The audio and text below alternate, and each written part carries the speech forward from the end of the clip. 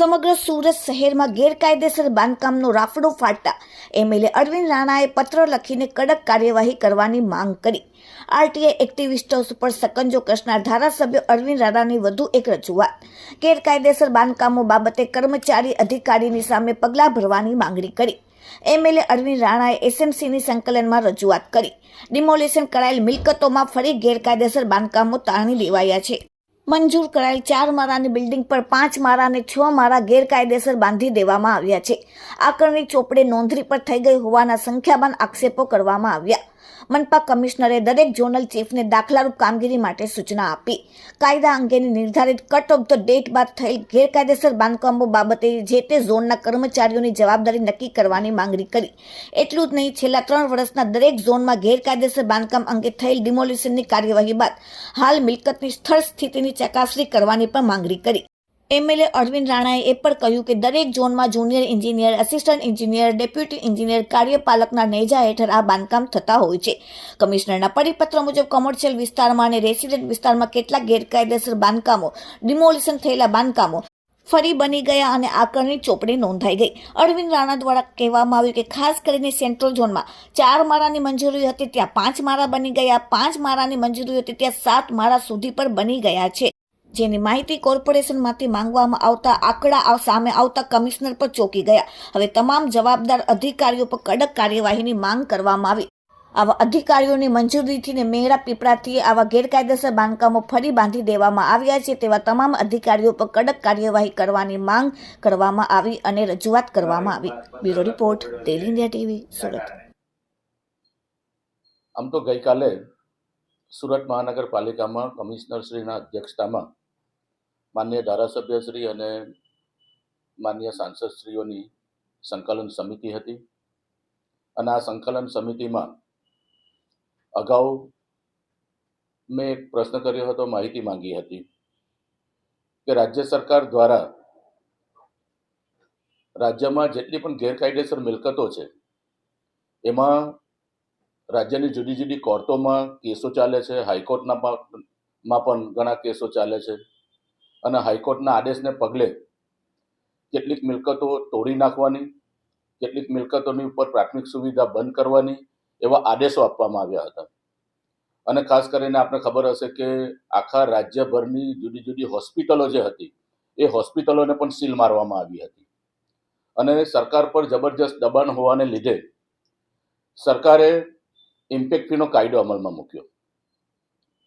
વર્ષ 2022ના ઓક્ટોબર મહિનામાં રાજ્ય સરકાર દ્વારા આ ઇમ્પેક્ટ ફીનો કાયદો લાવવામાં આવ્યો. રાજ્ય સરકારની મજબૂરી હતી એટલા માટે આ કાયદો લાવવામાં આવ્યો. પરંતુ સાથે સાથે રાજ્ય સરકારે આ કાયદો લાવ્યા પછી રાજ્યની તમામ મહાનગરપાલિકાઓ અને રાજ્યની તમામ એરિયા ઓથોરિટીને તાકીદ કરવામાં આવી એક પરિપત્ર દ્વારા અને એમાં જણાવવામાં આવ્યું કે હવે પછી રાજ્યમાં કોઈ પણ જગ્યાએ ગેરકાયદેસર બાંધકામ થવું જોઈએ નહીં અને જો થશે તો તેની જવાબદારી જે તે અધિકારી અને કર્મચારીની રહેશે. અને આ અંગે સુરતના મ્યુનિસિપલ કોર્પોરેશનના કમિશનરશ્રીએ પણ તારીખ 12/12/2022ના દિવસે એક પરિપત્ર બહાર પાડ્યો હતો અને એ પરિપત્રમાં સ્પષ્ટ જણાવ્યું હતું કે કોઈ પણ પ્રકારનું ગેરકાયદેસર બાંધકામ હોય તો એની સંપૂર્ણ જવાબદારી એ આ કોર્પોરેશનના અધિકારી અને કર્મચારીની રહેશે. અને એમાં અલગ અલગ સ્લેબ આપ્યા હતા કે જો પ્રાથમિક તબક્કે આવું કોઈ ગેરકાયદેસર બાંધકામ થાય તો જે તે જુનિયર ઇજનેર, આસિસ્ટન્ટ ઇજનેર અથવા તો શહેર વિકાસ ખાતાના કોઈ અધિકારી છે એની પ્રાથમિક જવાબદારી રહેશે. એની ઉપર તકેદારી રાખવાનું અથવા તો એની ઉપર સુપરવાઇઝન રાખવાની જવાબદારી જે તે એરિયાના ડેપ્યુટી ઇજનેરની રહેશે. અને એની ઉપર એક્શન લેવાની જે જવાબદારી છે એ એક્શન લેવાની જવાબદારી જે છે તે એક્ઝિક્યુટિવ એન્જિનિયરની રહેશે.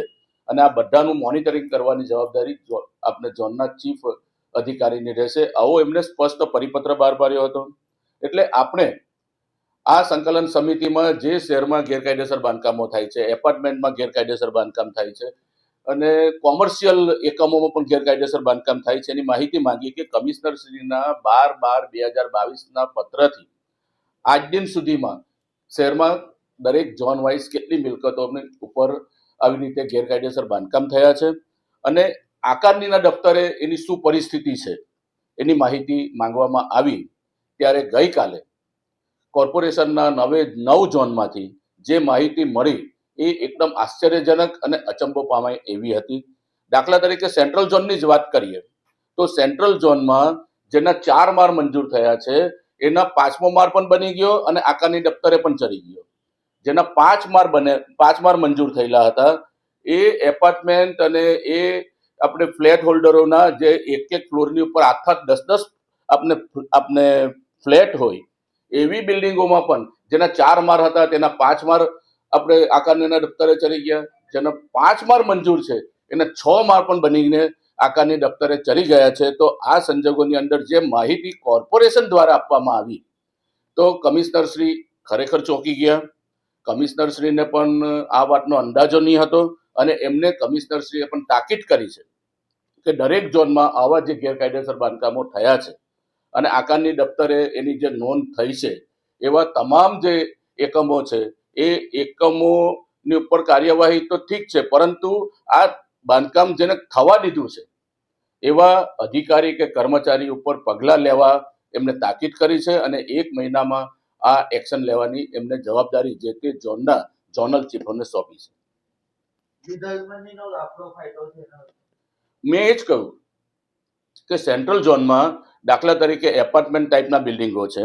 આ એપાર્ટમેન્ટ ટાઈપના બિલ્ડિંગોમાં જેના 5 માળ મંજૂર હતા તેના 6 માળ થઈ ગયા, જેના 4 માળ મંજૂર હતા એના 5 માળ થઈ ગયા. કેટલીક જગ્યાએ તો 7 માળ સુધીની જે અમને માહિતી મળી છે તેવા આવેલા છે.